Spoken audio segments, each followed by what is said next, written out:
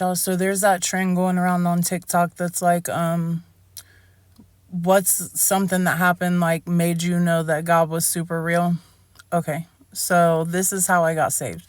So boom, it's like 2015, 2016. I just ended a bad relationship. I was drinking 24/7, and one night I went out, and before I went out, I had this pit in my stomach like, don't go. And anytime I ever get that, I always listen to it. I didn't that night, right?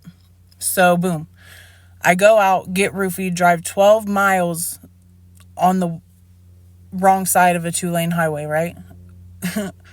Get pulled over, go to jail, and I get out and stop drinking. And then I had like, just this, I don't know, this urge to seek God, because I was like, I can't do none of this by myself. And I'm going through a Fed case now because when I got pulled over, I spit in the officer's face once we got to the jail. It was just a whole long thing, and maybe I'll tell that story some other time, but I'd rather not right now. So I hear something in my spirit tell me go get baptized, but do it on my dad's birthday, which is February 26th.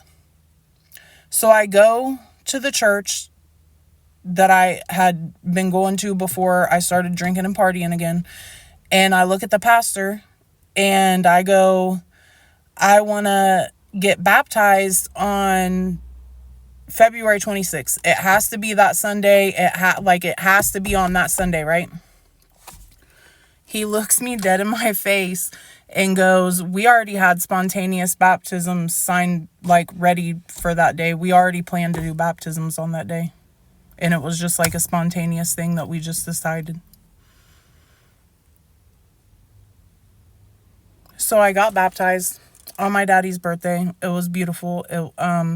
And I'm glad that I did, because he passed in 2021. So had I have not, he wouldn't have seen it. I ended up getting rededicated, but that's a different story for another time. But the same pastor was the same one who, when I was leaving my abusive relationship in 2012, I had a gun in my mouth. I said, God, if you're real, I need you to come down, because my abusive ex was trying to me. So I was like, well, I'll just do it.